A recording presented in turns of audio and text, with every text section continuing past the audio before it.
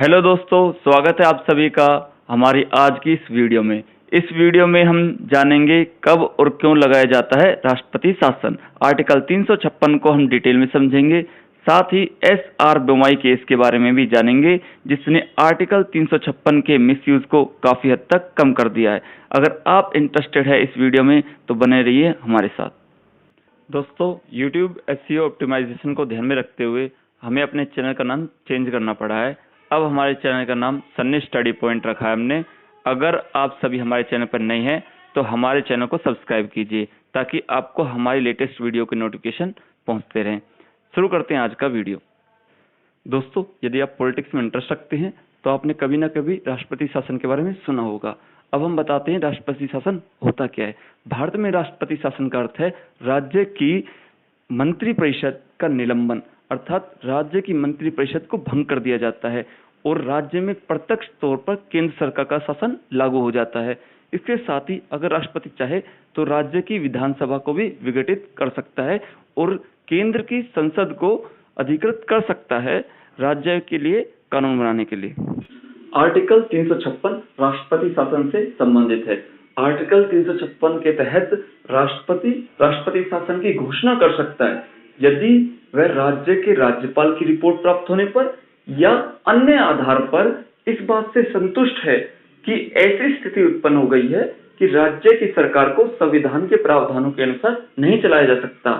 Article 356 यह भी कहता है कि प्रत्येक राज्य संघ द्वारा दिए गए सभी निर्देशों का पालन करेगा जिन मामलों में संघ को निर्देश देने का अधिकार है।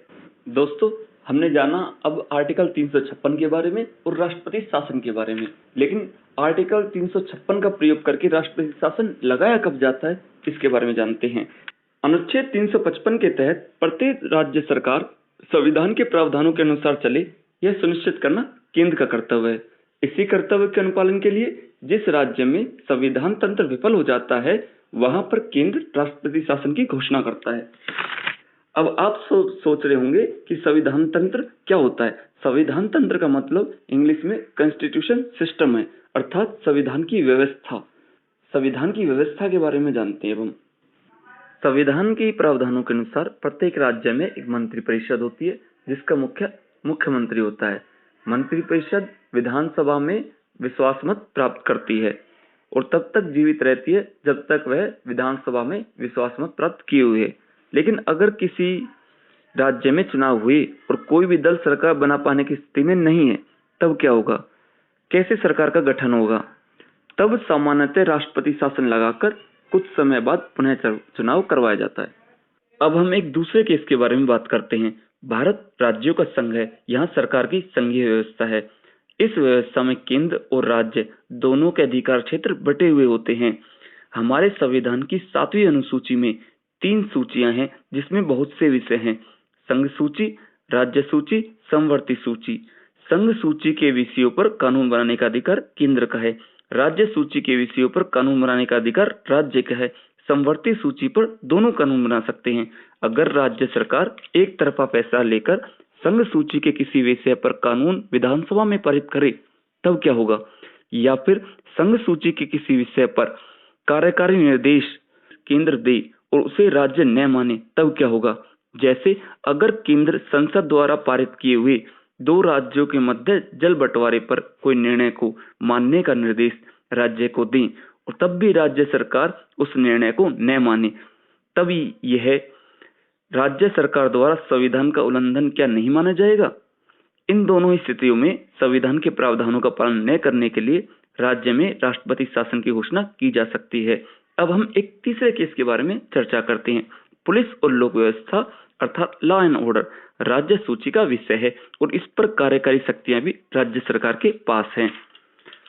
आप सभी जानते हो कि पुलिस राज्य सरकार के अधीन होती है। अब जरा सोच कर देखिए उस स्थिति के बारे में जब किसी राज्य में राजनीतिक हिंसा में एक दल के लोग दूसरे दल के लोगों पर लगातार हमला कर रहे हों, या फिर धार्मिक अथवा जातीय दंगे हो रहे हों, या फिर राज्य के लोग स्वयं को अलग देश बनाने के लिए उग्र आंदोलन कर रहे हों, तब भी राज्य सरकार कोई ठोस कदम ना उठा रही हो, लगातार हिंसा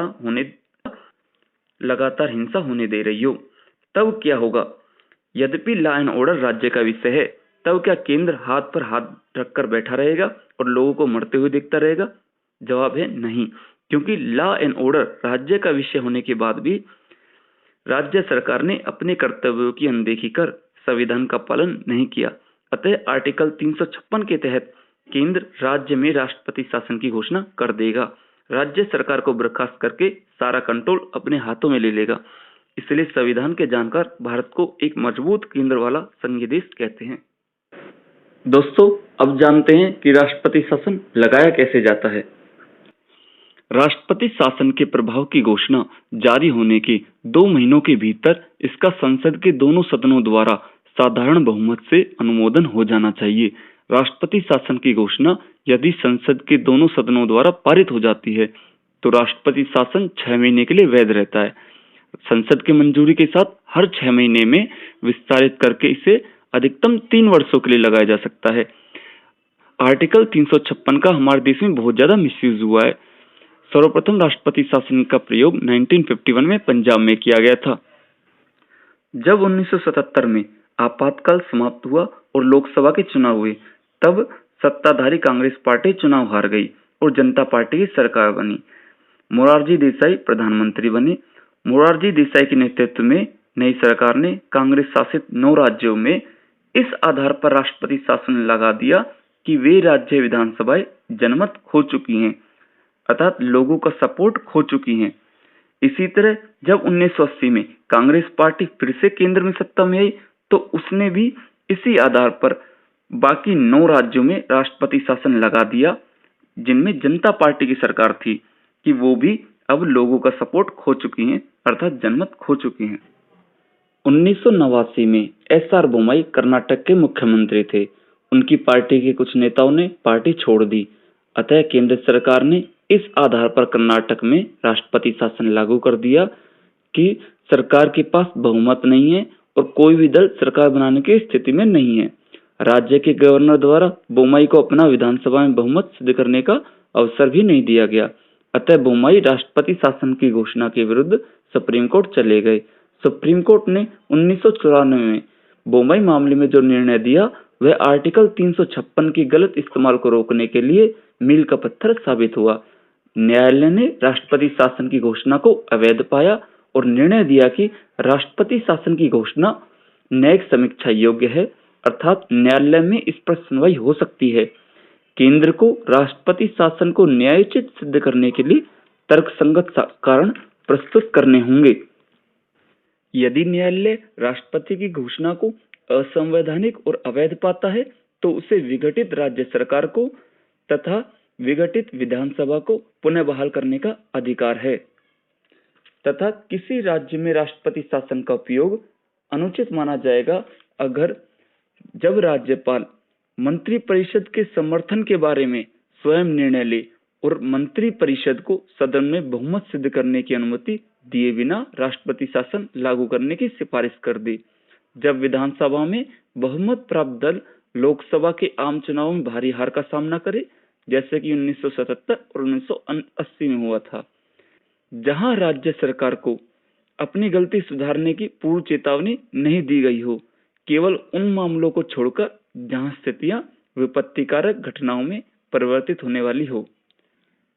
दोस्तों, आज का वीडियो यहीं समाप्त हुआ। उम्मीद है आज आपको बहुत कुछ जानने को मिला होगा।